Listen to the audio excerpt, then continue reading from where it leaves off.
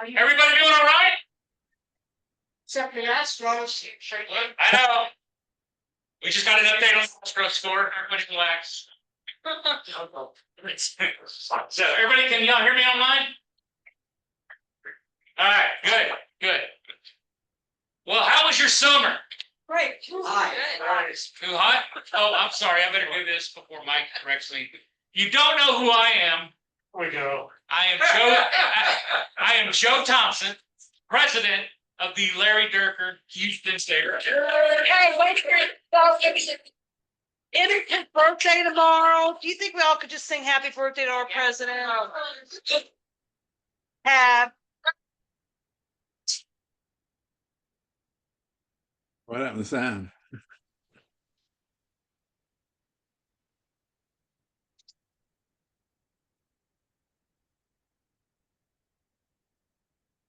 Joe, we can't hear you.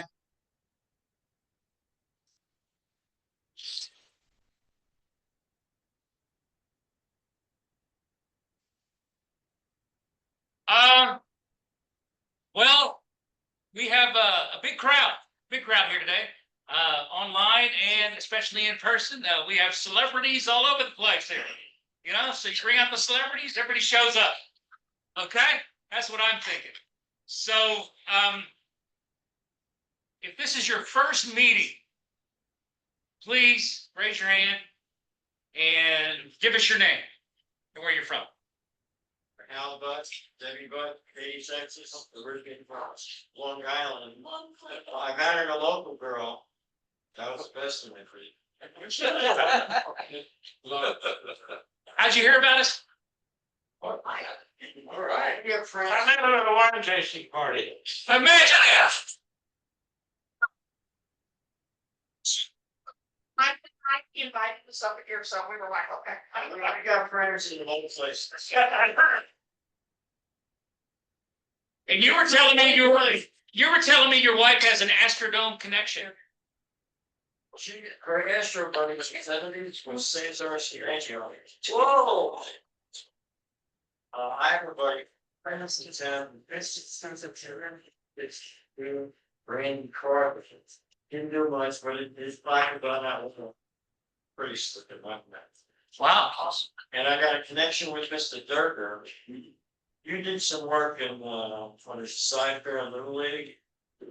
Yeah. My brother-in-law, Mark Holloway, who was a retired HP game. A spook was involved in out there, and he said some interesting. Yeah. I got to see it. My boss was the one that got me involved in that program. It's still fitting right here. Business was up 12 years, and we're in the process of building some fields. A lot of start feeling to the COVID scrambling since. Pretty exciting now. I'm glad to be up and running, and we keep getting more schools, more kids every year.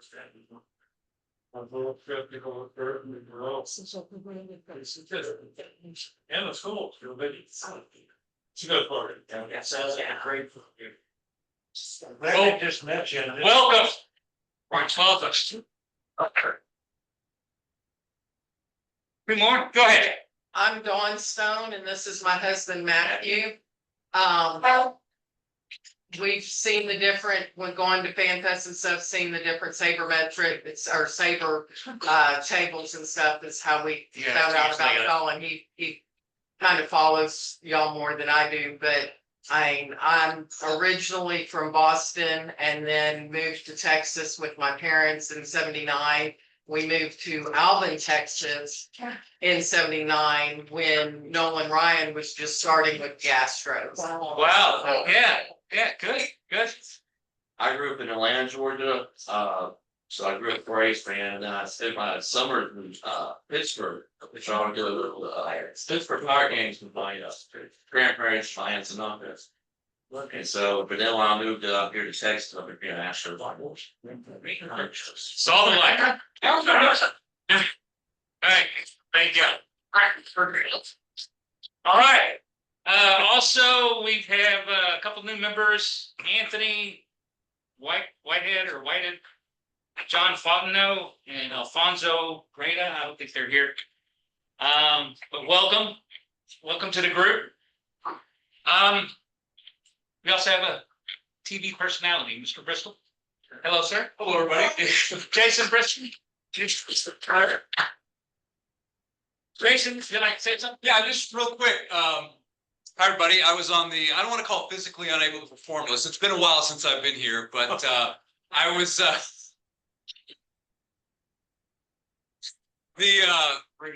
it's been 3 years. Yes. But I keep up with my dues, and that's what's most important.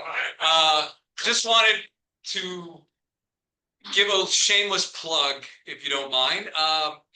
Streaming right now on KHOU 11 Plus is closer to immortality, or closer to immortality. It's Billy Wagner's Hall of Fame weekend. So we have a 45-minute special on Billy Wagner's 72 hours in Cooperstown. It involves many behind-the-scenes events, interviews with Billy from news conferences, interviews with members of the Astros family like Larry Deirker, who I privately thanked yesterday, and I will publicly, or Saturday, and I'll publicly thank him for accommodating us.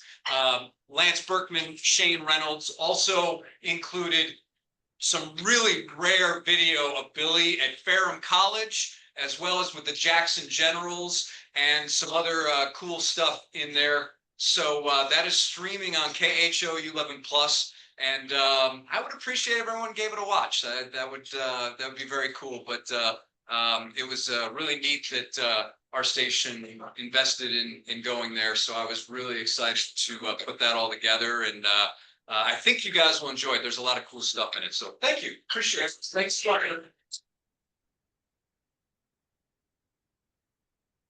right. Vince, is your wife? Yes. You are here. Vince is very happy right now. The hottest team in baseball. Milwaukee. Well, did they win another game today? We did win the first game of the doubleheader today. Yeah. What is that? 15, 16, 20 in a We row? lost yesterday. Unfortunately, we had 14 in a row. Yesterday we took a day off, but today we're back. But your wife is single. She is the Astros. She's a dire Astros. Yes. Did you eat free hamburger? Well, when my parents did. When we got married, I did take an oath that I would support the Astros in the American League and the Brewers in the NL. So I traded them. So. Well, we appreciate that. Welcome again to both of y'all. Nice to see y'all again. So, let me see. I missed it here. All right. Last time we had a meeting, a lot has happened since then. We had a meeting June 16th. Andy Greenstone gave us a tour of the Astrodome and his Astrodome virtual collection. Okay, which was museum. Mike Acosta, whom all of you know or probably know, said it is museum worthy, and he was not joking. Was there anything about the meeting in June that just kind of blew you away? Anybody? Those of you who attended? Because it was all online. And Andy gave that virtual tour of his Astrodome collection. Was there anything there that just kind of blew you away? Yeah, Joe, the thing that really impressed me was all the information about the scoreboard, his sample, that was really interesting. And some of the old lineup being killed on the Scoreboard, okay. Anybody else? I like all that was cool, but he had a bunch of quirky things you wouldn't think of or remember, like the colored baseballs that they kind of played around with, maybe using it to dome for a little bit, or just different small little quirky things you wouldn't think of, like the little ashtray from Popeye's desk, just little things like that. Good. Oh, so I forgot. I remember that he's been a member a long time, but he hasn't been to a meeting in a while. Scott, welcome back. Oh, thank you. Scott, you still doing the Hall of Fame Index stuff that you write a lot? I am. So, most recently you wrote about Hall of Famers from center fielders, Astrodome center fielders, something like that? Jimmy Wynn, César Cedeño. Okay. And you said you were going to talk about that maybe later this year? Give a presentation about it? Absolutely. Okay. So if you want to stay tuned for his presentation of César Cedeño, Jimmy Wynn later on this year. Anyway, Saber 53 has happened in the meantime. I brought some swag from Saber 53. Throughout the meeting tonight, I'm going to stop and give a trivia question. Whoever answers that question wins a gift. Now, if you're the trivia contest winner, you get to win a signed copy of our guest speaker, Bill Brown's book. But I brought some other stuff. All right. Speaking of Saber 53, those of you who went, did you enjoy it? Lori, I loved it. Really enjoy it. Mike, first time I've seen you at the National Convention. I've not been since you hosted. Yeah, good. But there was a lot of great presentations. If you haven't had a chance to go to a national convention, as soon as the MLB decides to release the schedule for next year, we'll probably find out what the convention is going to be next year. So there is talk that maybe it's Cleveland. I don't know, but hope I didn't give anything away. Okay, man. Maybe. So anybody ever been to Cleveland, Ohio, the stadium in Cleveland? So there's talk. I don't know if it's there. I don't know. I'm not. Who knows? Anyway, but a great thing happened at Saber 53. We are the only chapter. Every year, Saber gives away awards to recognize chapters and their performance as a chapter. There's 3 award levels. Starting lineup, all-star, and the highest is MVP. For the first time ever, the Larry Deirker chapter for last year achieved the MVP status. All of you, we achieved status. We are the only Saber chapter in Texas to achieve the MVP status. The only one. Can you explain how we did that? Like flyer, what was so great? Besides, Secretary. Well, I think, one of the things we have to do, we have to have meetings like this. At least 10 meetings a year. We have our newsletter that we do 4 times a year. If we have a research project going on or outreach with the community this last year, as some of you know, Mike Vance, as a chapter member, is working on getting that historical marker for Colt 45 Stadium, which hopefully goes up here pretty soon. we go to the minor league games too. Yeah, we go to minor league games. Also, this year we had an outreach with Mike Acosta where we were talking about Saber, his little YouTube City Beat Houston show that Mike Acosta does online. So we had that little thing. I think that kind of pushed us over the top. So we do a lot of stuff in the community. Another thing that we do in the community that I think draws a lot of people, or maybe should draw a lot of people, and Mike, maybe Mike McCroskey, maybe you want to talk about it for a second. We have a vintage baseball team. If you don't know what vintage baseball is, we play by 1860s rules. Which means this is your glove. This is your glove. Bunch of guys my age and younger, maybe a few a little older. Get out there. We have our big old wooden bat, and we hit the ball. The audience is called cranks. Make sure you correct me, Mike, if I mess something up. Oh, I will. Yes, I will. In order, the great thing, the best thing about vintage baseball is is obviously to score as many runs as you can, but the easiest way to score runs and not get it out is to hit line drive, because you can hit a ball 400 feet and this outfielder can sit out there, wait for the ball to come down, let it bounce, catch it, and guess what? You're out. All right, so you can Jose Canseco all you want, but so the best thing to do is hit a line drive. When you come around to score a run, you have to ring the bell and mark your little tally where the run doesn't count. The reason I'm talking about this, we're having another event in November, hopefully at George Ranch, and we're looking for players. Okay, now my grandson, who is 12, who plays travel select ball, wants to play this year. All right, but we need other people to play. Kobe, you play. Patrick, you play. Mike, you play. And we're also maybe working on something else that we'll talk a little bit later. But if you are interested in playing a little baseball, and you don't have to be in shape to do this, trust me. Yes, you do, Cody. No.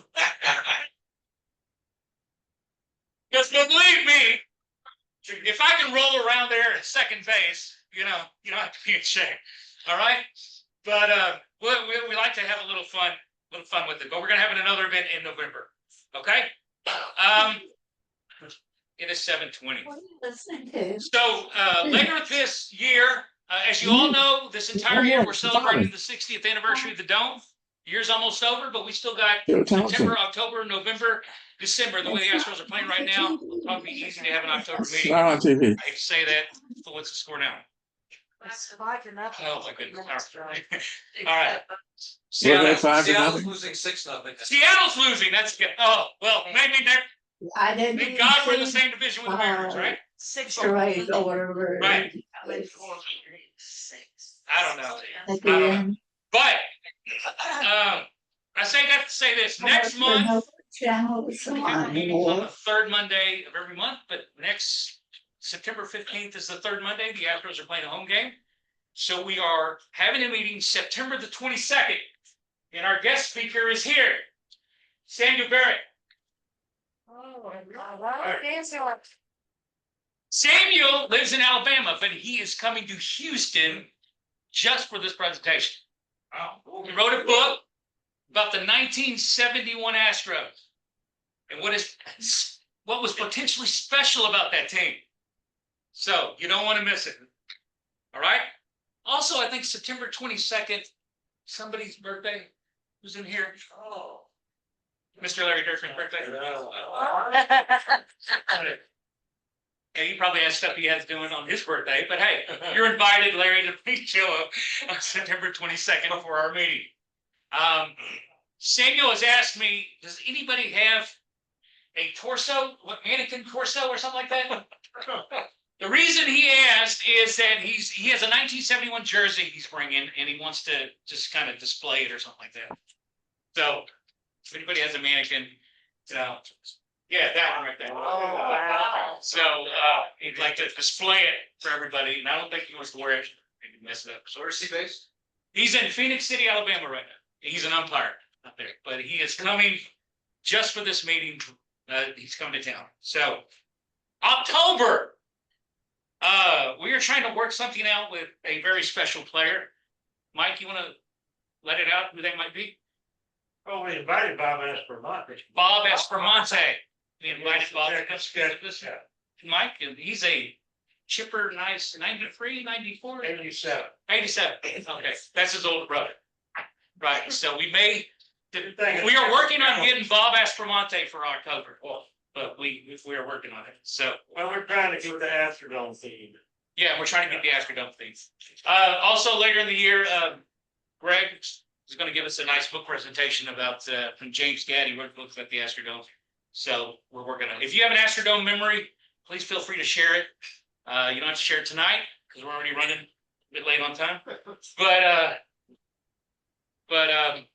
later on this year, if you want to talk about it. So that's enough out of me. Without further, one more thing. Chris has asked me to pass around this roll sheet. There will be a quiz at the end of class. I don't think everybody's signed. So if you can please sign this. Start on this. Start on this side. Here we go. Amazingly, that's not the pen that started the mission. Amazing. It's not a pen. I'll tie it So off. did you want to talk about our two sophisticated erudite members? Or what? Two very sophisticated and erudite members that interviewed by the Museum of Fine Arts. Oh, okay. One final. When was that? When was that, Mike? In early August, late July? 3 weeks. Okay, about 3 weeks ago, the program manager at Bayou Bend, who was doing a special summer program for the kids, the summer camp, really to support the Ronald McDonald House, something like that. Invited members from our chapter to come out and talk about baseball in America pre-1900. Okay, so he invited myself, I invited Mike, and we went out there and we had a nice little talk for about 45 minutes. And he interviewed us, he videoed us. On the back porch of Ima Hogs. On the back porch of Ima Hogs' house. Okay, that was a beautiful setting. And we talked for about 45 minutes. He asked us questions about baseball in America in the pre-1900 era, what it was like. And they also talked about baseball in Houston. in the 1800s, 1860s, 1870s. We spent a few minutes talking about that. So if you want to watch that video, I sent out a link earlier, late last month, early this month. It's the Bayou Bend collection link. You can click on it. He took that 45 minutes, chopped it all the way down to 19 minutes. And we won't have time to watch it tonight, but if you want to watch it, you can listen to Mike talk for 16 of the 19 minutes. That's right.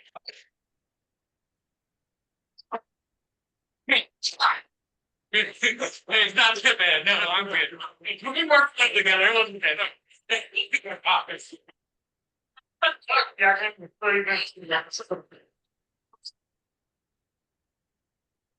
But it was a nice little setup. So if you want to get a chance to watch that, it was for the kids. It was supported Ronald McDonald House. So, anyway, all right. Without I brought a convention programs. I don't pass that around. All right, I'm glad you did that. I'm about to have my first trivia thing for the night, but without further ado, though, before I do that, y'all know Bill Brown, right? Long time Astros announcer. He's been how long have you been a chapter member? Longer than I have. I don't know. I don't know. And we are truly honored not only to have Larry Deirker here, but also Bill Brown. Talk about his, yes. I know it was Bill Brown that asked Bob Durrell to become president at SABR. So he's directly responsible for us having. This was way back in the 80s or 90s or something like that? 1860.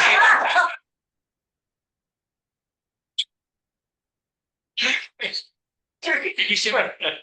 Not 2004, I think. No, it was the. Okay. Well, So thank you, Bob. Thanks. And Bill. Thank you, Bob. sure. All right. This is Bill Brown's new book. Wartime Athletes, Stories of Sports Stars Who Joined the U.S. Team. And I'm going to let Brownie come up here and take all the time we want to talk about this book. But while he's setting himself up, we have our first trivia for the night. Without further ado, here's Bill Brown. Okay? While Brownie gets set up, first person to answer this question wins a gift. Who threw more shutouts to the Astros, Mike Scott or Don Wilson? Don Wilson.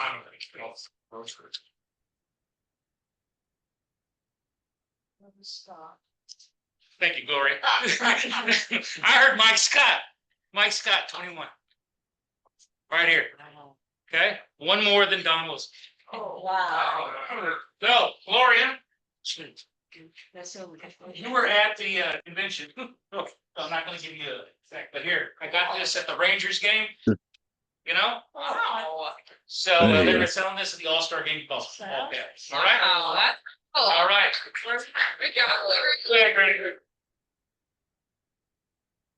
Go ahead, sir. Very stylish, Gloria. Great to see all of you guys. We have a two-part presentation. So the first part is just this one slide, but in keeping with our Astrodome theme, Mr. Deirker has agreed to be a part of this first part of the presentation. And that is my worst day in baseball because of what happened to him. So how many of you have any recollection of this game? Yes. Okay, we'll set the scene here. June 13th, 99, San Diego. And the Astros led 4-1 in the bottom of the 8th inning. Sunday afternoon, Derek Bell had hit a right field grand slam. It just sneaked over the fence into the picnic area off Heath Murray, a left-hander, San Diego. Jeff Bagwell was batting against Trevor Hoffman, and the game was suspended until July 23rd. So about 6 weeks later, because we didn't know it was Larry Deirker in the beginning. There was timeout. We didn't know what was happening. We looked over at the Astros dugout. Somebody was down in the dugout. All we could see was a pair of legs sticking out, and we had no idea who it was. And unfortunately, it was Larry. suffered a grand mal seizure. And at that point, it was my worst day because, first of all, he's one of my best friends. Secondly, we had no information to report in the air. And I never really wished for a commercial break until then. And then we didn't know what to say. It was just terrifying. And I believe, Dirk, correct me if I'm wrong, the Astros, I heard, were the only team in the majors at that point that had an emergency medical technician on the bench during the games. And I think that's what saved it, but just conjecturing here, I'm not sure of that. Because it took the ambulance a long time to get there. And we were just it just got quiet. So Marcia, if you would offer your remembrances of that game and tell everybody what you were feeling at that time. It's pretty hard to think about. We were talking earlier, and it's still hard to think about, Larry. Because we're sitting up there, we just know that something has happened in the dugout, or if they're gonna, we have no idea what has happened or to whom. And the first couple of minutes, everybody's still kind of fussy, among themselves, what's going on. Just before cell phones and streaming and all those other. And as time went on, the dome just got more and more quiet until there was just no sound. And my husband, with his medical background, told me after about 10 minutes, he said, "It's not good." And then as time went on, we saw the players from the field reeling the brain. And he said, and so I don't know how long it was before that ambulance got there, say 20 minutes. I think it was forever, because the dome was totally silent. And I had no idea what the attendance was that day. There was 39,000. That's a lot. Big crowd.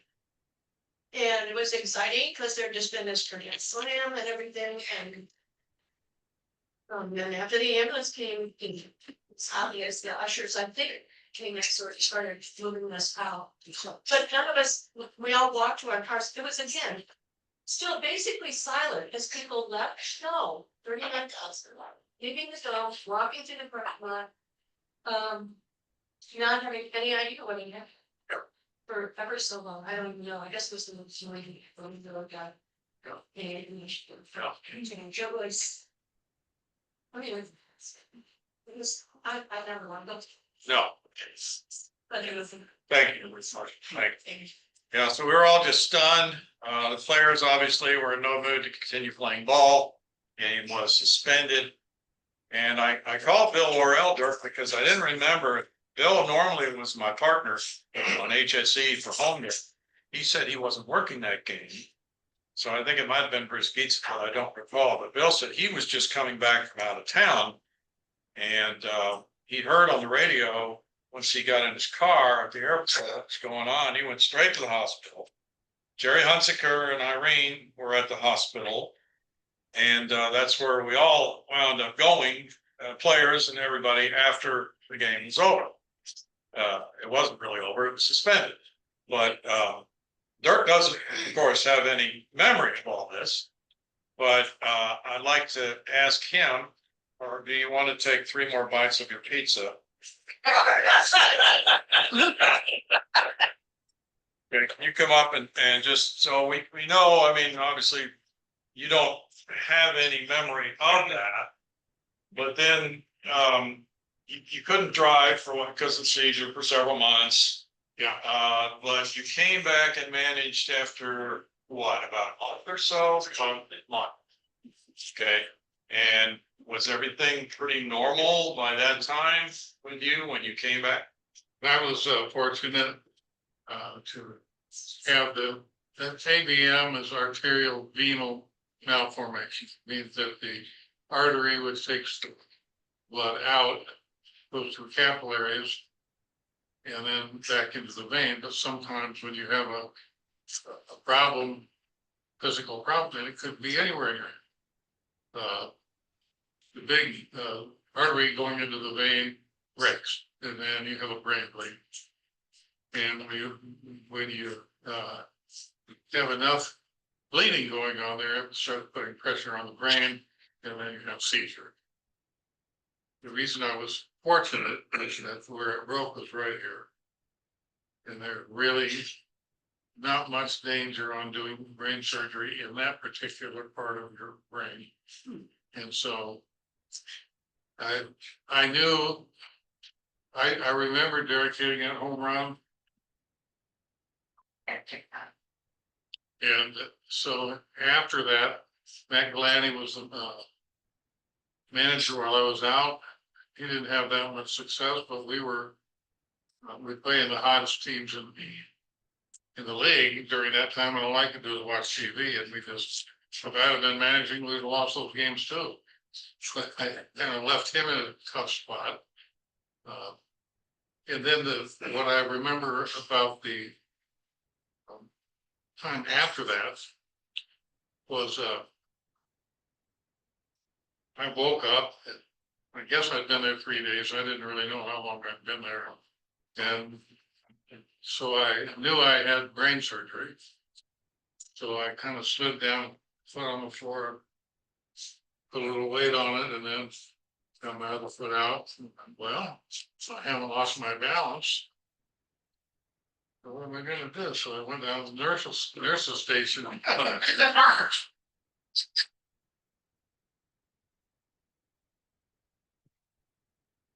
thought the thing that I did, I went down there and asked them if they had some coffee.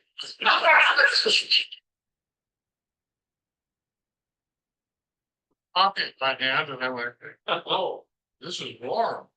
I guess I'd have that sensation. And then, well, what about a newspaper? Then I saw that I could read a newspaper. No problem. So I realized within about 10 minutes of waking up that I was going to be okay.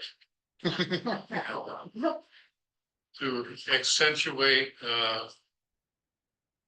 how quickly the recovery happened, the brain surgeon, when they turned me loose, said, I know you like to be active, but I don't want you to be too active. So if you want to walk, you can go out and take a walk for about 20 minutes.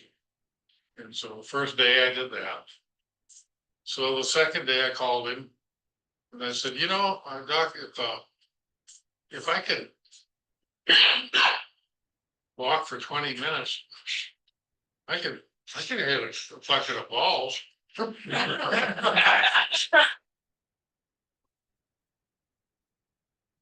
Picture this one, you know, anybody in the neighborhood that knew it was me, I was riding my bike. I wasn't supposed to drive, but a couple of golf clubs in my hand. And I rode through the neighborhood to the golf course and I went out and hit a bucket of balls. So then,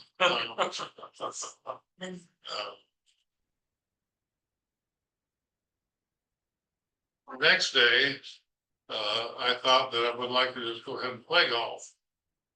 Because I'd expended as much money going out there to hit balls. I hit more balls than I do when I play. So, well, I used to. Anyway, I played. That was probably about a week after it happened. Then I had another 3 weeks to wait before I could get back in the dugout. Another one of the more lighthearted things that was said was the brain surgeon again. I think he was asked by either Jerry Hunziker or Tal Smith or one of the top executives of the team that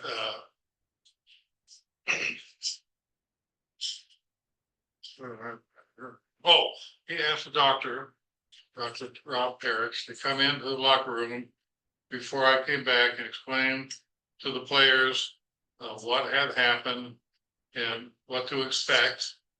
And so basically what he said is that, you know, Larry had a brain bleed and that's what caused the seizure. But we were lucky it was in a good place where we could fix it. And, you know, other than having a short haircut, which was not my style. I was the same. but soccer said, well, you know, the surgery, it wasn't that difficult because of where we needed to work was a place where we could fit. And he said, if there's gonna be anything different about Larry, you're gonna probably have trouble finding it because it's just normal. That's what he's gonna be. He said, I did, while I was in there, I saw a couple of dumb spots. I took them out.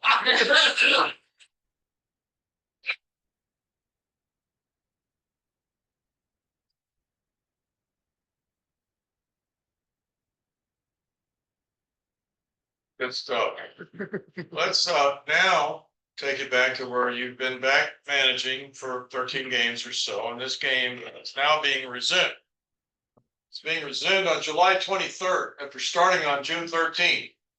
So by now, the Astros are 56-40. They have a 2.5 game lead on the Reds. Heath Murray, who started this game and is on the hook for the loss as of now, is now pitching for AAA Las Vegas for the San Diego Padres organization. And he left that game trailing. So potentially he could have lost 2 games for 2 different teams on the same day. But Las Vegas rallied to win, so that got him off that. Now, Larry, I don't know if it was Matt Delonte or whether it was Deirker, was thinking, you know, you got 6 weeks to think about a game, right? What you're gonna do with your strategy here. Okay, we're gonna resume this game in the bottom of the 8th inning with Bagwell batting. But we don't know because it was Trevor Hoffman who was pitching at the time. Well, they had a big conference in the National League and decided, you know, the rules aren't going to apply. Hoffman doesn't have to face one batter because he'd thrown one pitch to Bagwell. So the rules would actually dictate that he would finish pitching to one batter. But we're not going to have that be in effect because of the suspension of this game. So the Padres could pitch anybody they wanted to. Well, you didn't know who was going to be pitching for them. And it was going to be a reliever, so he wouldn't need much warm-up time. So I think what you decided was to cover all bases. You were going to put some people down on your lineup card when you handed them in again to start the suspended game to kind of mess them up and have them wondering what was really going to playing.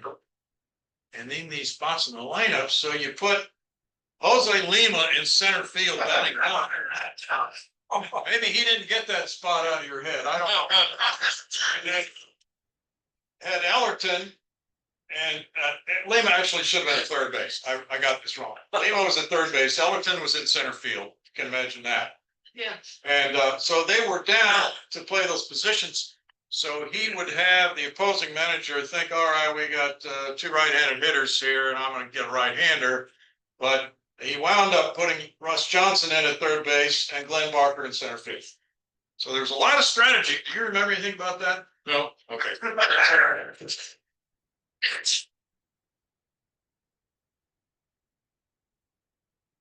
He had Billy Wagner warming up to pitch the top of the 9th because he had a 4-1 lead. Well, the Astros did not score after all that maneuvering.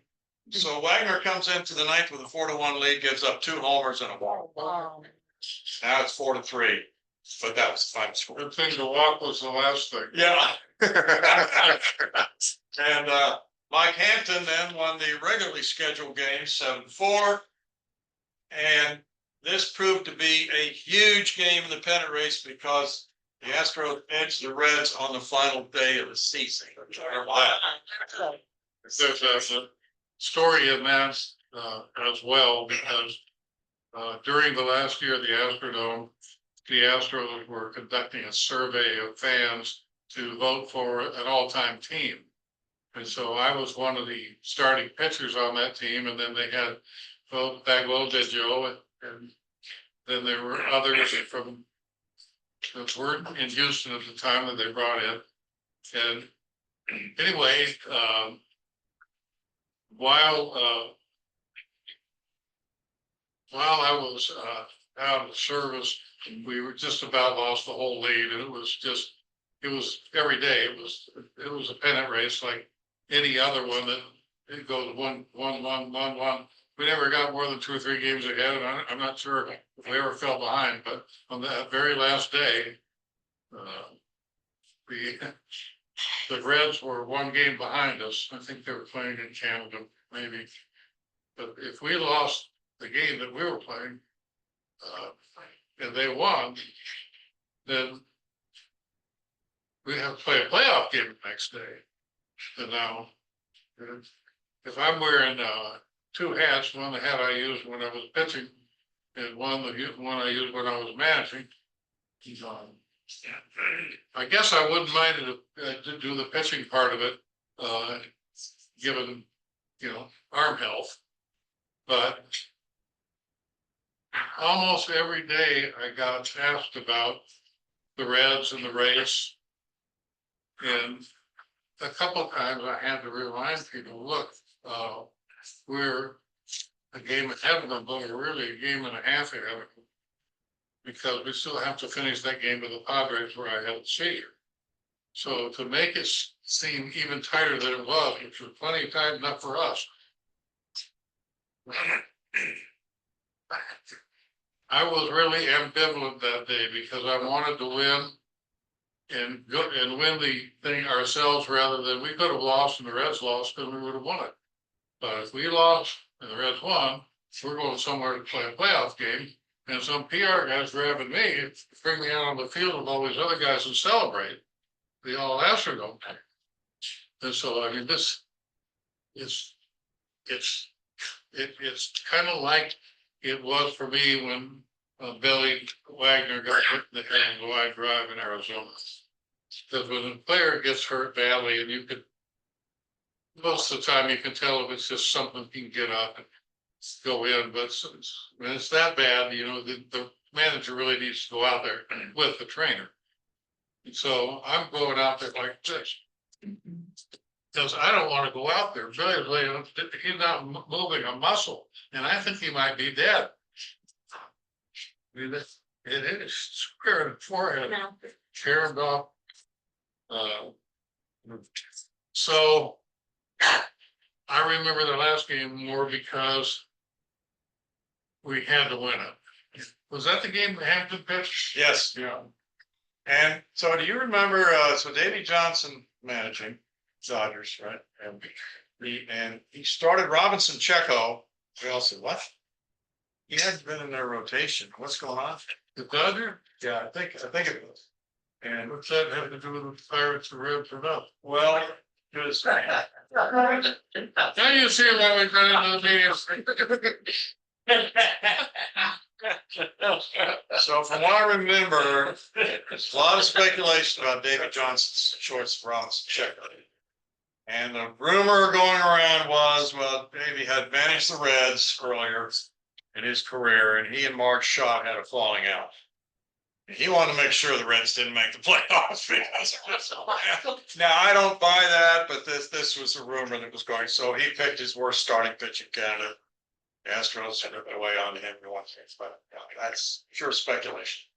And it's just what happens in baseball when you come down to 1 game to go and people have choices to make. But with all of that lineup maneuvering, there was one choice that was obvious for me. And that was to have Billy Wagner finish it. And so that was the way I kept setting it up is, well, we got to get him out on the top of the 9th, but we have Billy Wagner in a 3-run lead. So I think we're going to win that game. And maybe I shouldn't have said that, but I did think we were going to win that game. But then that was just like you said in July sometimes. These other games in September, there were 2 years that we couldn't have won without Billy. That was 97, my rookie year. I think we were 84 and 78. So we were a real powerhouse. And the Astros had finished second 3 straight years before I went out. And so it wasn't unexpected that we would have a good team. Right. Anyway, 97, having 6 more wins than losses without Billy Wagner, it probably would have been turned around the other way. And then in 99, that was when I had the seizure, but that was when Moises Lou got hurt and missed the entire season. Richard Hidalgo got hurt, and he missed the last half of August and September. And I can't remember who the other outfielders were that didn't play, but I started Craig Biggio and Billy Spires in the outfield, probably more than any others 2 guys except Carl Everett. Carl Everett had a monster year. So the Bagwell, Biggio, Everett, and Wagner did not get hurt, and they had incredible seasons. We couldn't have won it without Wagner. We couldn't probably have won it with any of those 4 being out. I want to tell you a couple things about Mr. Wagner that you might not know these, but I learned this weekend.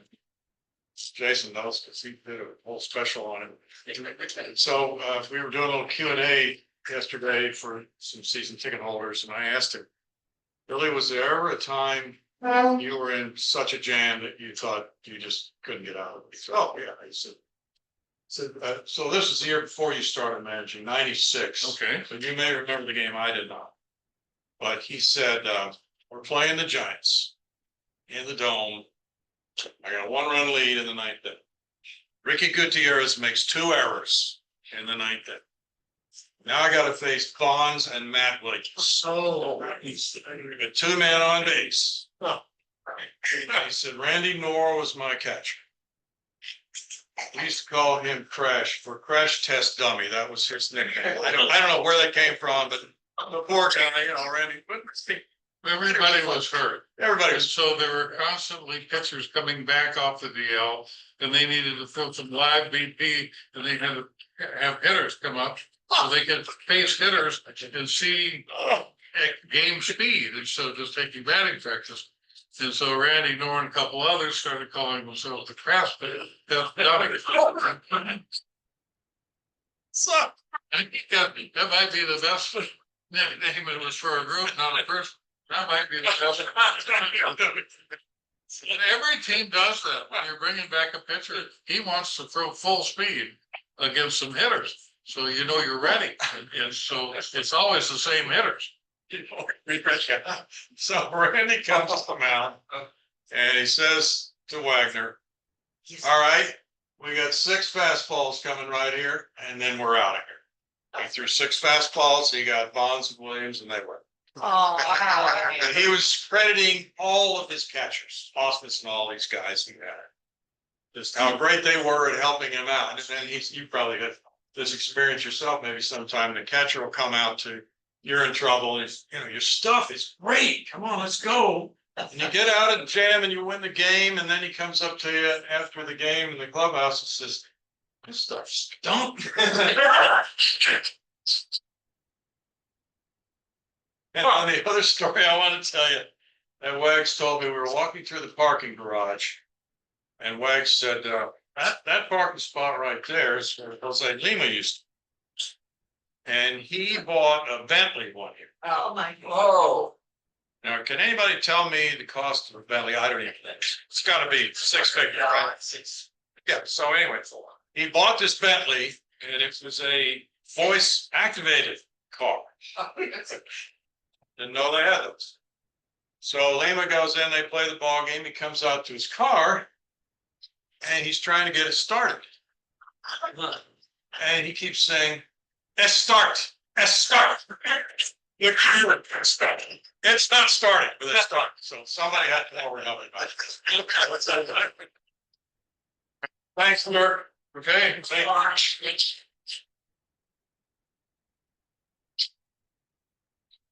All right, now we're going to switch gears a little bit and take you back in time a little further than 1999 to this. Let's see if you can play that. Yeah, I'm. You ready to play? Yeah, it's good.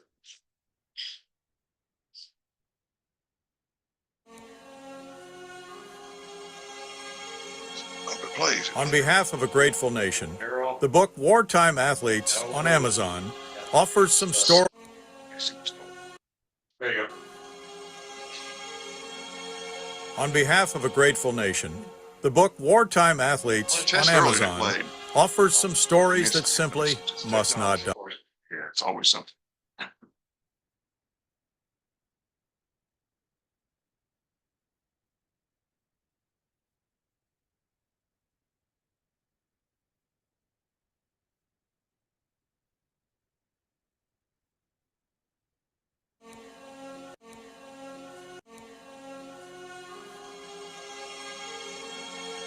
On behalf of a grateful nation, the book Wartime Athletes on Amazon offers some stories that simply must not die.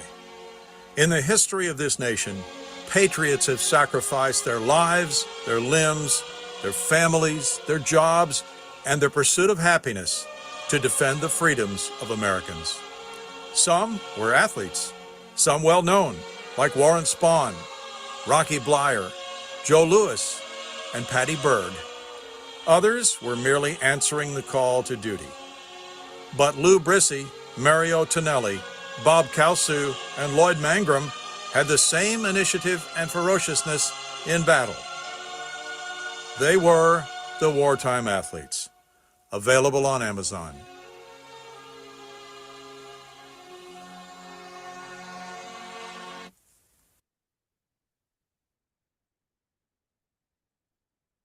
Change if you want to do this, just push the down arrow. That's it. Okay. So, Bob Feller, I was asking Dirk, he had met Bob Feller, and he had. Anybody else in the room? Okay, good experience? Great experience. Yeah. Where was it? It was in Illinois in 2008. He was doing I think it was a park signing of some sorts, but he spoke at it was actually at the World Series Club. Okay. In Illinois. Who else? Yes, good experience? Yeah, baseball, yeah, very good. Good as that baseball card show. Good. Yes, sir. Very sharp memory. Brought in a gold baseball glove. Bob Feller, Molly stopped signing. He goes, "Oh, this was made by the J.C. Higgins Company in 1938. Wow. Yeah. Who else? Anybody else? Jimmy? I met him in Cooperstown, and he was there for real nice guy. I never met him, but remember we used to go over to Lakeland when we played, Winter Haven when we played the Indians. And he'd always come out before the game. We'd be up in the booth getting ready to broadcast, and he'd have full uniform on, full Indians uniform on. Walk across the field, he'd stop and sign autographs. Go through the motion. Yeah. So he was into it, and I was told by some people who interviewed him that his stipulation for any kind of broadcast interview was that he first talk about service, World War II, not his service, but just people service. So there's a lot of that in Wartime Athletes. But Bob enlisted at age 23. When he began his career at age 17, 1936, threw a no-hitter in 1940 on opening day. So in that age 23 season, 25-13, 28 complete games, 343 innings pitched. His career record at that point was 107-54, and then World War II came. He was on his way to sign his Indians contract. He was in the car. He was from Van Meter, Iowa, and he was crossing over the river to leave Iowa, and he heard on the radio about Pearl Harbor. And at that point, he decided he wasn't going to sign his contract with the Indians. He was going to enlist. So he was the first to enlist. And then first athlete, as you see in that line, to enlist in World War II. Almost 4 full seasons, World War II in the Navy, gun crew chief. He wanted to be on the USS Iowa, but it wasn't quite finished yet. So they put him on the USS Alabama. Actually, he started out as a physical ed instructor, and he played ball. And as you guys know, because you've all done research on this on World War II, that was a big deal. People criticized Joe DiMaggio sometimes because he wasn't in combat. Well, he wanted to be in combat, but that wasn't how the Army felt he was of the most use to them. because they had these guys playing exhibition games in places like Yankee Stadium, and the big stadiums putting 60,000 people in there.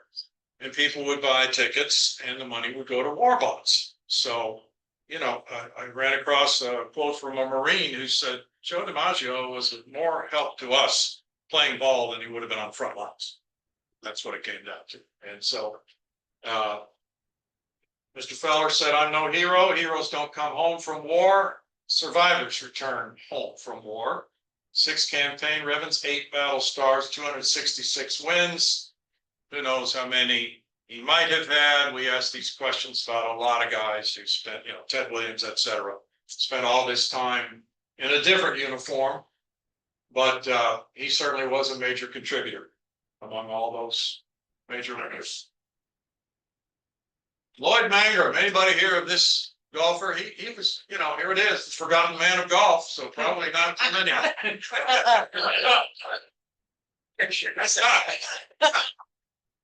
Took 25 years for him to make the Golf Hall of Fame. He won 1 major, the 46 US Open, but he has 2 Bronze Stars, 2 Purple Hearts. It's in the 90th Infantry Division. Here's a guy who went into the Army, and they said, well, you could be the club golf pro at Fort Meade, Maryland, and stay right here in the United States the whole time you're serving. He said, no, I want to go in combat. So he served in a reconnaissance group, got wounded by shrapnel in Germany in 1945, came back to win the Farben Trophy in 51 and 53. And, there were several golfers. Sam Snead was in the Navy, Bobby Jones, several professional golfers who were very good, who did serve at that point. Billy Kahn is in the Boxing Hall of Fame. He was the light heavyweight boxing champ from 39 to 41. He had a broken hand, and that forced the postponement of his fight. He wanted to step up and beat Joe Louis and become the heavyweight champ, because that hadn't been done before. But Louis wound up beating him in the Polo Grounds in 41, 19 seconds left in the 13th round. Louis weighed 30 pounds more than Kahn, and Kahn would get inside and land punches, and then he'd back out of there and run around the ring, and he wore Louis out. Louis just wasn't in that kind of physical condition to chase him around the ring. So it was really Kahn's championship. But then he said, my mind went in a bad place for me and I lost $1 million. So he tried to slug it out with Louis. Louis beat him in the 13th. And then they had a rematch. That had to be rescheduled.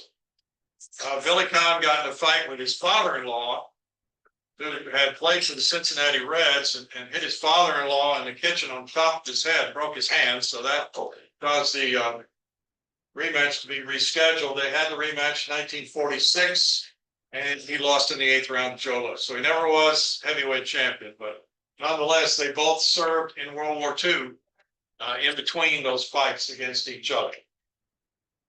You all know about Bum Phillips, Texas Sports Hall of Fame. Does anybody know that he was going to college in Beaumont? Yeah, school. Bar Junior College. Yeah, he went to French high school. Okay, didn't know that. So at age 19, he decides he's going to enlist, and he wants to go in the Marines, and he wants to be a Marine Raider. Well, in order to be a Marine Raider, one had to be at least 6 feet tall and weigh at least 210 pounds. He fit both of those descriptions. So he was a Marine Raider. He was private, but this guy was right in the heart of the battle, and he landed on the island of Bangunu in the South Pacific, and his group was outnumbered 10 to 1. They were in a 4-hour firefight. 2/3 of the battalion was killed. They hauled 360 Marines out of there, and he survived somehow. I talked to Wade, Wade Phillips, great guy. A lot of you know Wade, and he said, well, Bum didn't talk about World War II because almost nobody from that generation really did. But he said the only way we found out anything about his service was he was in charge of the chaplain, and he took care of the chaplain in the Marines. And so the chaplain called Bum's parents after the end of World War II and told them a few stories about that. So that's the only way they could find out what he had really done. He was at Guadalcanal, he was at Iwo Jima, yeah. So the chaplain told one story about how they were outnumbered on this beach and they were all down on the ground except for him and Bum. They were the only two, but still able to fight. And Bum was just in a rage. And he pushed himself up off the sand and grabbed his rifle and started charging the Japanese. Well, they were all dug in, you know, you had no chance. So he said, I tackled him. He said, this is not the time, Bum, let's get out of here. At least he won that fight with Bum. He won it by tackling him. Yeah. And so Wade said, you know, he was a buck private and he never was promoted. And despite the fact that he was one of the most ferocious fighters in his unit, he never got promoted because he kept getting busted. One time they made a still. They were on an island in the Pacific and they made a still, so he got busted for that.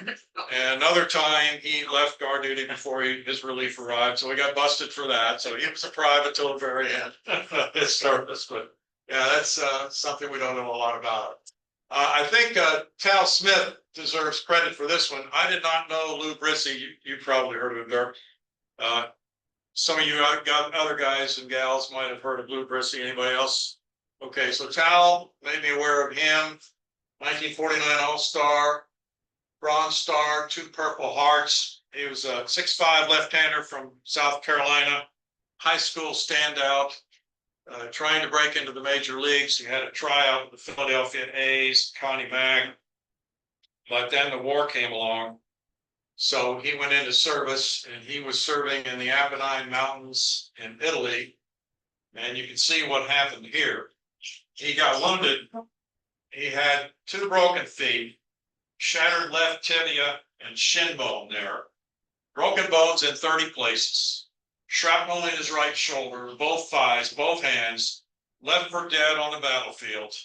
Some medics came along and they were trying to assess, is anybody alive here? And they discovered he was. They said, well, we're going to have to take your left leg. He said, no, you're not taking my left leg. I'm a pitcher. I need this left leg.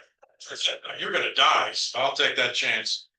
Well, the doctors reconstructed his leg out of this wire and this metal plate.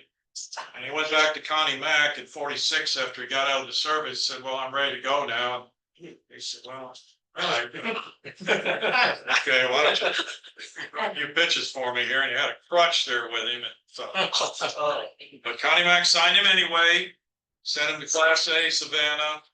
He got everybody out.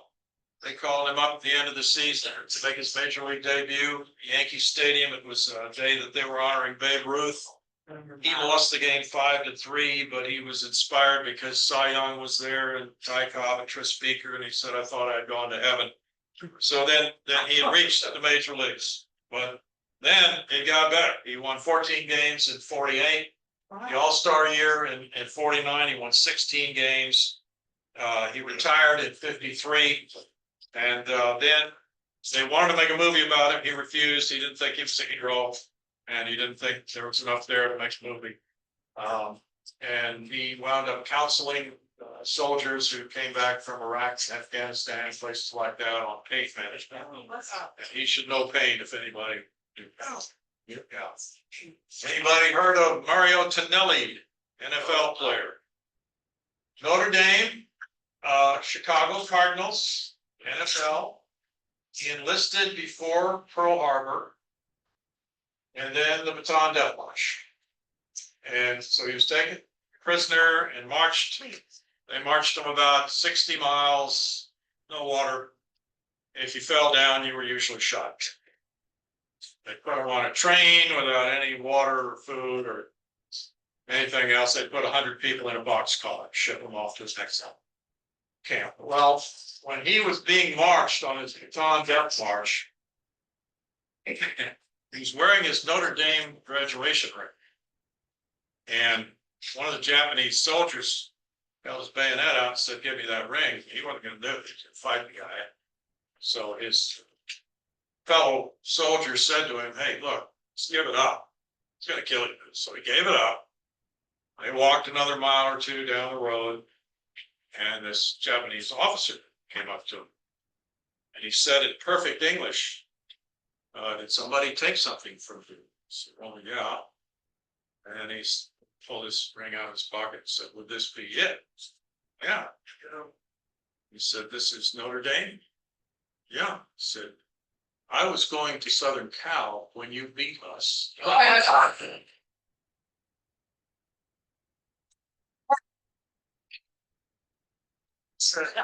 If I were you, I would not let anybody see this ring. So when they got to the prison camp, he buried it in a soap dish underground below the barracks, and that's where he kept it until he got out. Wow. So he went from 205 pounds to 92 pounds. He came home, and the owner of the Chicago Cardinals, Charlie Bidwell, said, "I want you to play in one more game so you can get your advantage." Wow. Rocky Blyer, you know his story. He's growing up in a small town in Wisconsin. His dad ran a bar. They lived over the bar. Customers would come in and say, "How's your little son doing?" "Oh, he's like a little rock in that grip. You know, he's got muscles and everything." And so he got the name Rocky from that. He wound up all-state running back in high school. And he went to Notre Dame, played on a national championship game there for Air Force Legion. Was drafted 16th round. Pretty low by the Steelers. And he came into camp, and the odds were kind of against him being a star player. He was 5'9". So he looked at the roster of the Steelers to see if there was anybody else 5'9". So that would give him some hope and inspiration that maybe he could do it. Well, Dick Hoke was about that same size. So, well, okay, Dick Hoke can make it, I can make it. But then he got drafted. The Army, and you might tell me why, because Dirk, you were in the reserves, right? And most guys were in the reserves in Vietnam, because by then their teams had figured out, hey, we got to protect our best guys, so we can put them in for, they'll have 6 years, but then go to summer camp and weekends, and we'll work with that, and then they'll still be with us. We won't lose them. And so the Steelers, even with a lower draft choice like that, just didn't protect him by putting him in a reserve unit, and he got drafted. So he goes to Vietnam, and let's see what his job was. He was on a fire base. He was a Company C, 4th Battalion, 31st Infantry, Light Infantry Brigade. He was a squad grenadier. He operated a 40mm M79 grenade launcher. So they were in a battle. He got wounded in the left thigh by a rifle bullet, and then a grenade went off and really did major damage to his right foot, lower right leg. He wound up with a Bronze Star, a Purple Heart, got discharged, went to the hospital in Japan, said, "Doc, do you think I'll play football again?" He said, "I don't think so." He went to Fort Riley, Kansas. He was still rehabbing. He got a postcard from Art Rooney, the owner, Steelers, who said, "Rock, the team's not doing well. We need you." And that really picked up his spirits. Hear that from the owners. So he got discharged 1970. He was down to 180 pounds. He was limping and all kinds of pain because he still had a lot of shrapnel in his ankle and his foot. And he'd lost all that weight. So Chuck Noll was the coach. He released him from injured reserve, and Rocky thought he was done. But Chuck said, "Well, come back and try again next year." And he said to Chuck, "Well, do you mind if I practice with the team today?" Go ahead, practice. So he drove home. He was crying. He said, "Well, you idiot, what are you doing? Why are you trying to keep this dream alive? This isn't going to work out." But he went back to work, got in the weight room, put on some weight. He had another surgery to remove some of that shrapnel from his ankle. He started running better, feeling better. And Andy Russell was his teammate. He said, "You can't quit. You need to force them to make the decision to cut you. You can't walk away from it."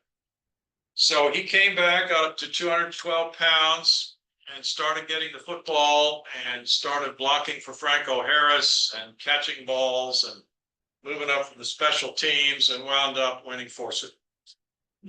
Oh, sure. Great story. Great story. Now, let's go back to baseball to wrap it up. You all know these guys. You may not know everything about the military part of it, which was what was most interesting to me. So Warren Spahn comes up in 1942. He's trying to make the Boston Braves. He's in spring training. Casey Stengel's the manager. And Stengel was upset because the Brooklyn Dodgers were stealing signs. And so he gave him a sign 3 times to drill the guy who happened to be Pee Wee Reese. 3 times he wouldn't throw it. So Stengel goes to the man and said, "Kid, you got no guts." He sends him out to the minor leagues. And so Warren Spahn then went into the Army. And he was with the engineering battalion. He was at Battle of the Bulge, wounded there. He was at the famous bridge at Remagen. And they blew that up. And he was there for that with the combat engineers group trying to save people. He got the Bronze Star and a Purple Heart. And he came back to Major League Baseball, and he had not won a game at age 25. Out of 363 wins, more than any left hand. Buffalo, New York. Floyd Wilhelm, another Hall of Famer, Old Sarge. Got a Purple Heart. He was in the Battle of the Bulge. He pitched his entire career with shrapnel in his back. A late starter like Spawny. And so Old Sarge pitched until almost his 50th birthday. First reliever in the Hall of Fame, 228 saves, 143 wins. It still fits. Yeah, yeah. So you know all about Yogi Berra. I talked to his granddaughter, Lindsay, and you know that he was involved with D-Day, and so he was in the Navy, and it was a hush-hush mission getting ready for D-Day, and they had some training in the US, and they sent him to Scotland, and they sent him to England, and then it's time. So 4:30 in the morning on June 6, 1944, his boats put down in the water. There are 6 of these LCS boats. They're leading, the landing boats are behind, so they are just out there, fair game for the Germans up in those gun emplacements up on those cliffs. And he's just firing away. And he got wounded. He got a Purple Heart. And so he never put in the paperwork for a Purple Heart.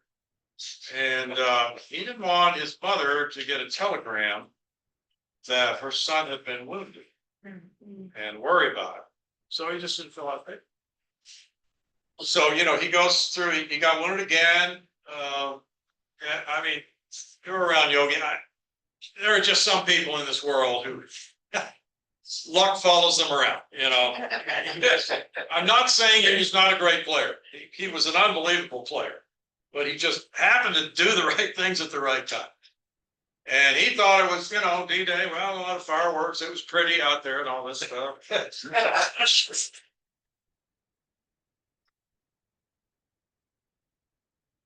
They were still trying to get him his Purple Heart after he passed away. And the Army said, well, we don't have any paperwork for it. And so Lindsay said she went through 4 secretaries of the Navy and a congressman to try to get him his Purple Heart. And they wound up saying, well, we need to get his records. And there was a fire at the building in St. Louis that housed all the records. So they burned to death. And they just never were able to get him his Purple Heart. Of course, he did get the Presidential Medal of Freedom, so that kind of comes a Purple Heart, I would have to say. But nonetheless, they wanted to show the school kids who were touring the Yogi Berra Museum what a Purple Heart was like. Ralph Houck, the major, was Yogi's backup catcher for 7 years with the Yankees, but wound up being general manager. And he was involved in the Battle of the Bulge. And I talked to a guy who went to his house in Florida, and he had a hole through one side of his helmet from a bullet and a hole through the other side of his helmet. And he showed it to this guy who went down to interview him. I know. And one time they just sent him out and said, well, go out on your own because you're gonna succeed, you know what you're doing. He went out behind enemy lines, he came back with 9 prisoners by himself. Wow. Yeah, but these were some of the guys that you may remember from some of your reading and research down through the years, baseball Hall of Famers, just great service to the country. And of course, has anybody been to Normandy to this? I've not been there. It's gotta be an awesome place. So you'll see, and that's kind of the basis for this book, Wartime Athletes, guys who contributed to off the playing fields, and quite a legacy. Thank you.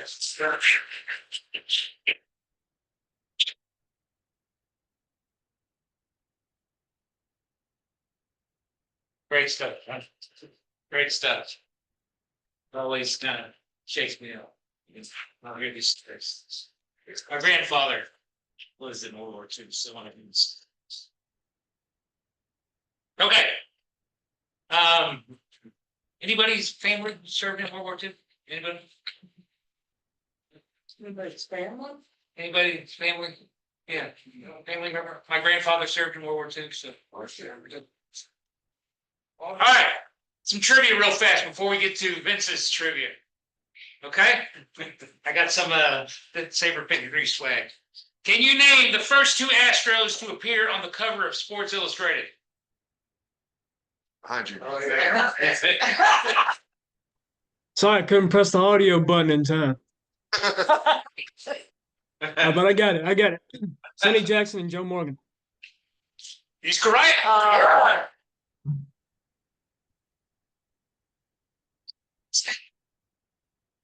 Sonny Jackson and Joe Morgan. Samuel, here I got this little swag from SABR 53. It includes some baseball cards and a bobblehead. Give out a bobblehead this year. Hey, which bobblehead? Joe Thompson. Joe Thompson. Former Bad News Bear. No, Nathaniel Love. Silver Slugger. Since we were in Irving. Yeah. Not now. All right, 2 more. In 2019, Garrett Cole set an American Astros record by striking out 326 batters. Whose mark did he break? J.R. Richard. Oh, wow. Quick. J.R. Richard, 313, 1979. Stupid. Here you go. And you're right. One more. Real fast. From 1972 to 1974, which Astros player became the first in MLB history to have at least 20 home runs and 50 stolen bases in 3 consecutive seasons? César. Cedeño. All right. Thank you. Hey, great. Pretty clever. I usually have to cheat on these things. That's why I could answer every time. Oh, really? Thank you. There you go. SABR 53. Appreciate it. Now, Vince, yes, sir. Vince had the trivia for this month, but he didn't print anything out. I didn't know I was close to him. That's all right. All right. I have paper. Now, the winner of this trivia contest will win a signed copy of Brownie's book. A signed copy. And So- do the next trivia. And if the person Which I didn't know what I won last time, so. if the person who wins the trivia contest already has a book, I got 2 or 3 more things. I'll give you something. So here, I'm gonna pass out some paper Let's for y'all. 3 of us just do it together. All right. Yeah. So that's the last thing for tonight. That's great. Don't I can have to save the paper. Want me to read them or? I got enough. You're all in, you're all in. Yeah. You want to, don't try to look at those. Can't read my crap. Yeah, I have some. That would be right. For those of you online, or anybody here who doesn't want to do the trivia contest, remember next month, September 22nd, Samuel Barrett, 1971 Astros, also Deirker's birthday. All right, September 22nd, right here, same bad time, same bad channel. So, anybody get that? Is that name? I got you. Do you want to read them or do you want me to? Yeah, you can read them. Okay, Here, all right. your trivia content. Got it.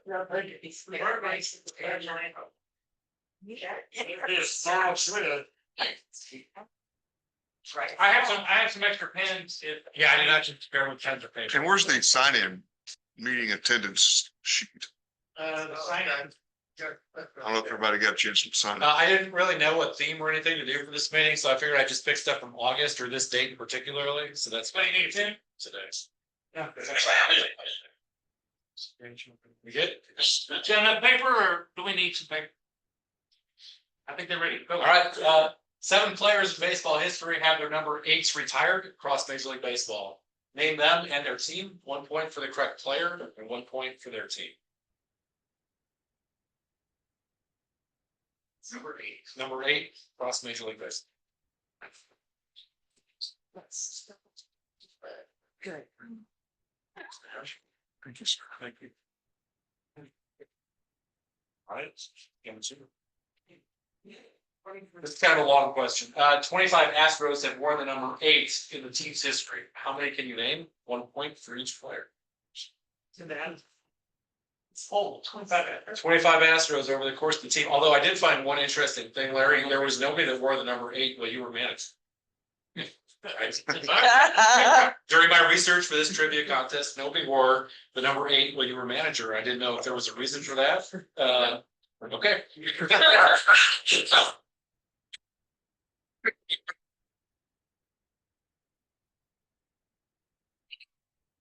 Came up in 64, and Colt 45. Right.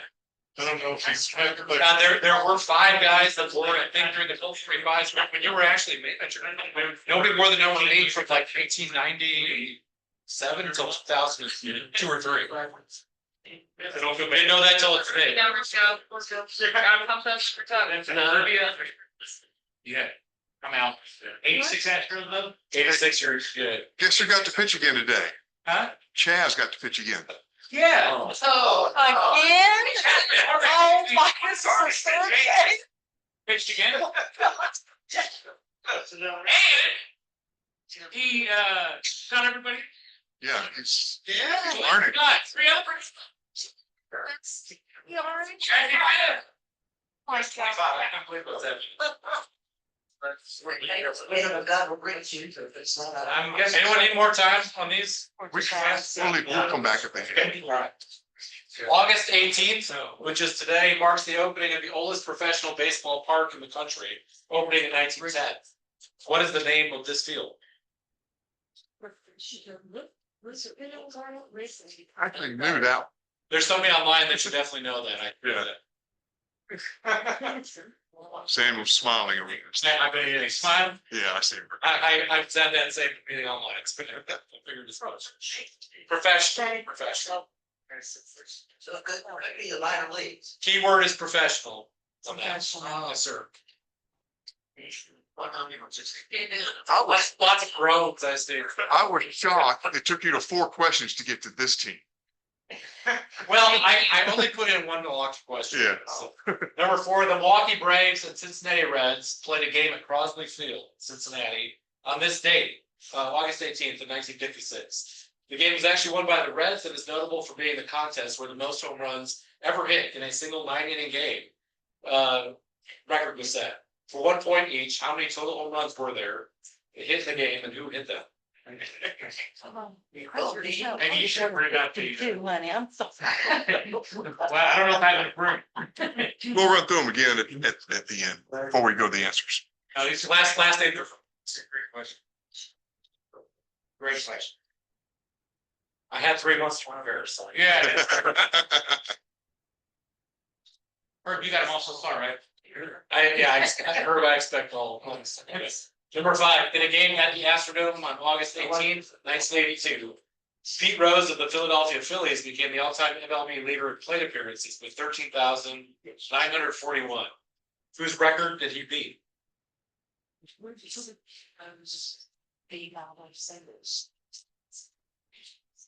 Three-seam, that's the same person. Those three-seam is the same person.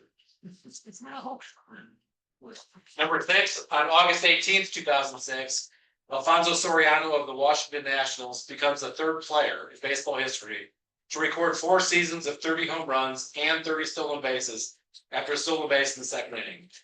Who are the first 2 members of the exclusive 4 seasons of more than 30-30?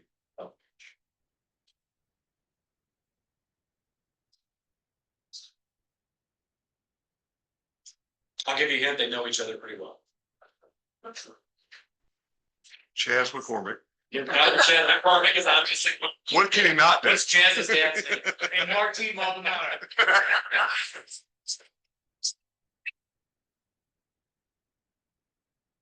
Richard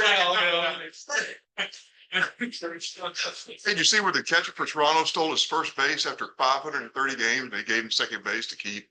Who did? The Kirk guy for Toronto, the catcher, he finally stole his first base. They gave him the base. The last one he steals too. Number 7, on the same day in 2006, this Philadelphia Philly broke the team's all-time games played by a catcher record previously held by Red Jewett. Who is he? Again, I kind of went with what happened on August 18th to base to history, so I didn't really have any other themes to work with today.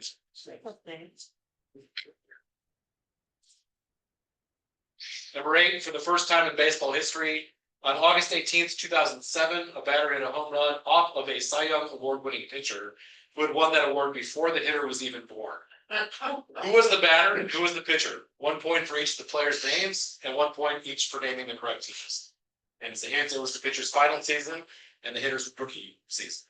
Wow. Both answers are Chaz McCormick. Chaz McCormick. Here. Both of the Astros, clearly. Yeah.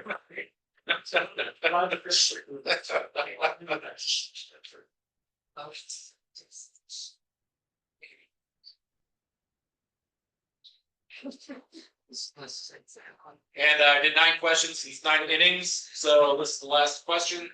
On August 18th, 1915, the first ballpark, which can seat 40,000 or more fans, opened up on this date. Which ballpark was it, and in what city? This is an MLB field, just direct, not just professional.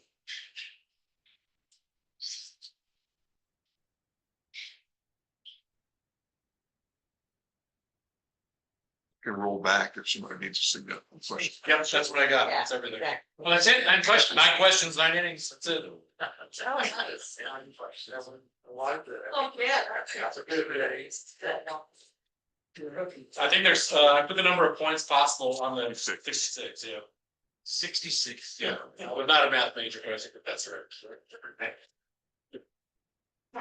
Everybody ready? Sure. Yeah, what's your first question? Let's just write down the numbers right now, one again. Go ahead. Okay. Well, I don't know all the answers. I gotta look this up. 7 players in baseball history have their number 8s retired. Let me pull up the answer. I got that. That's true enough.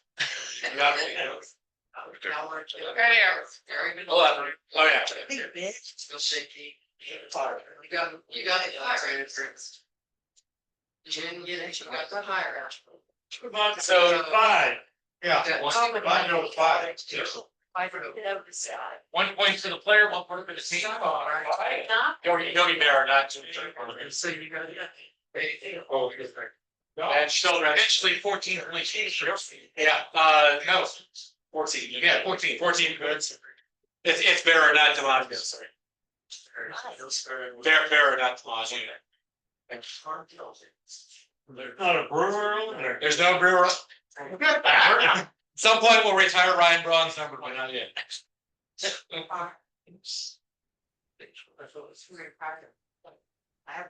We go. Okay, this is a big, yeah. Let me see the answers again. For the first one? I got Yogi Bear and. Yogi Bear is correct, not DiMaggio, that's speaking. Bear is showing what? DiMaggio was 5, Yogi Bear is 8.